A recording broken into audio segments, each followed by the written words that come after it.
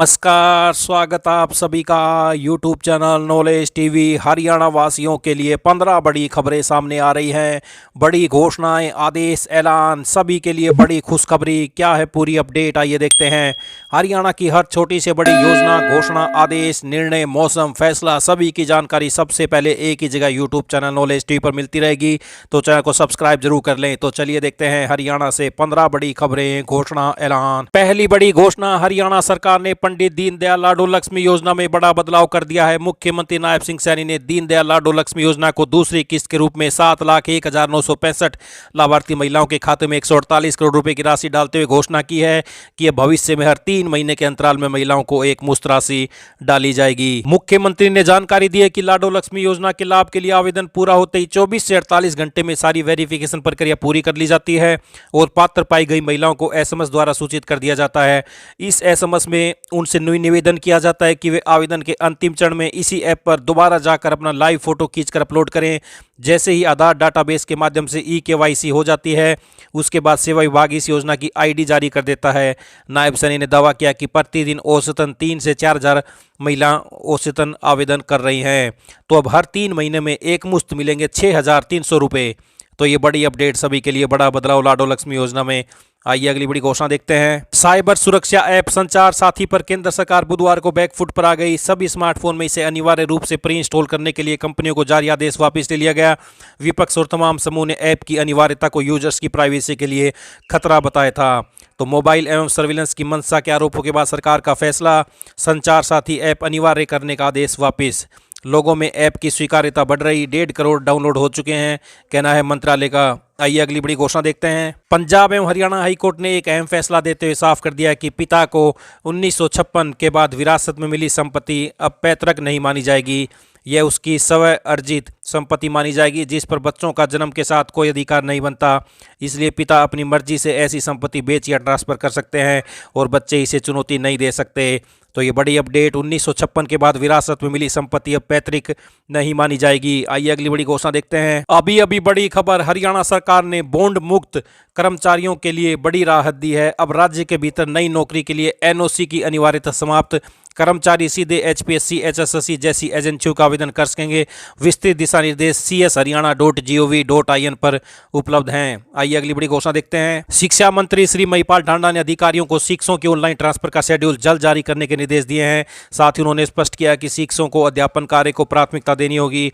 इसमें उदासीन पाए गए जाने पर सख्त कार्रवाई की जाएगी। आइए अगली बड़ी घोषणा देखते हैं। रेलवे ने ऑनलाइन टिकट बुकिंग नियमों में कुछ बदलाव किए हैं। अब ऑफलाइन रिजर्वेशन काउंटर से तत्काल टिकट लेने वालों के लिए एक OTP बेस्ड ऑथेंटिकेशन सिस्टम शुरू किया है। यानी अगर आप रिजर्वेशन काउंटर से तत्काल टिकट लेते हैं तो इसके लिए पहले OTP शेयर करनी होगी। इसके जरिए रेलवे टिकट बुक करने की पूरी प्रक्रिया को ट्रांसपेरेंट और सुरक्षित बनाना चाहता है। 17 नवंबर 2025 से रिजर्वेशन काउंटर पर बुक किए गए तत्काल टिकटों के लिए OTP सिस्टम का पायलट ट्रायल शुरू किया गया था। तो टिकट बुकिंग नियमों में बदलाव, काउंटर से तत्काल टिकट के लिए भी OTP जरूरी। आइए अगली बड़ी घोषणा देखते हैं। प्रदेश में दिन रात का तापमान कम होने से ठंडक घुल गई है।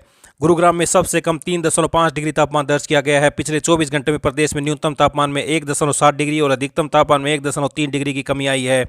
अब न्यूनतम तापमान 3.2 डिग्री और अधिकतम 2 डिग्री तक सामान्य से कम है।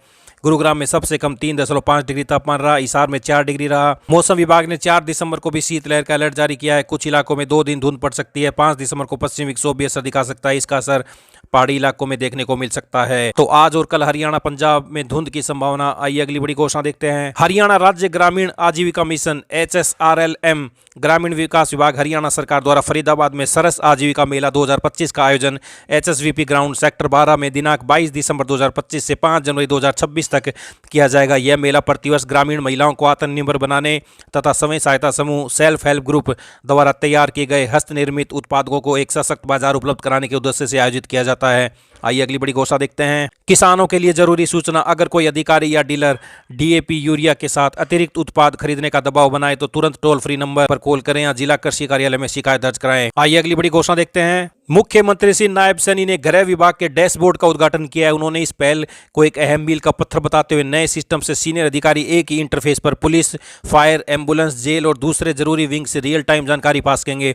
इस दौरान मुख्यमंत्री ने कहा कि इस integrated platform crime and criminal tracking network and system, dial 112 emergency response, e prison, E challan, forensic science laboratory और इससे जुड़े प्लेटफॉर्म जरूरी, जैसे सिस्टम से जनता लाभान्वित होगी।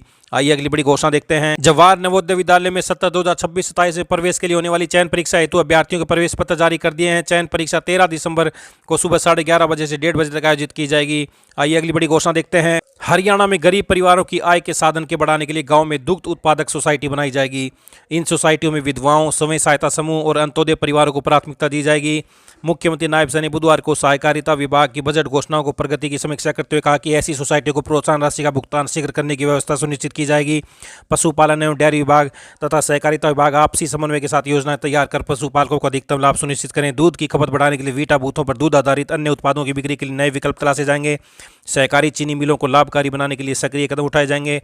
बैठक में बताया गया कि 3 खंडों में मिल्क कलेक्शन सेंटर तथा 2 जिलों में मिल्क चिलिंग सेंटर स्थापित किए जा चुके हैं। इसके अलावा हैफेड द्वारा सरसों तेल मिल और सूरजमुखी तेल मिल स्थापित करने की प्रक्रिया जारी है।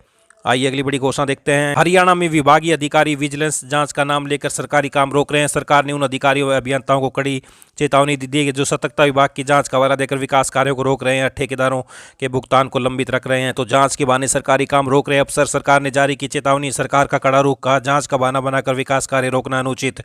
आइए अगली बड़ी घोषणा देखते हैं। हरियाणा में स्कूल शिक्षा विभाग इन दिनों गंभीर प्रशासनिक अव्यवस्था से जूझ रहा है। जिला शिक्षा अधिकारी डीईओ, जिला मौलिक शिक्षा अधिकारी डीईओ और वित्त अनुभाग अधिकारियों की भारी कमी से शिक्षकों के विभागीय कार्य बुरी तरह प्रभावित हो रहे हैं। इसका सीधा असर शिक्षकों की सेवा संबंधी जरूरी सेवाओं पर पड़ रहा है। तो अपने ही काम में उलझे अध्यापक, बच्चों की पढ़ाई भी हो रही प्रभावित। राज्य के शिक्षा तंत्र में अधिकारियों की भारी कमी से विभागीय कामकाज ठप, 98,000 शिक्षक परेशान। ये सभी हरियाणा वासियों के लिए आज बड़ी खबरें, घोषणा, ऐलान। चैनल को सब्सक्राइब जरूर कर लें, पल पल की जानकारी यहाँ पर मिलती रहेगी।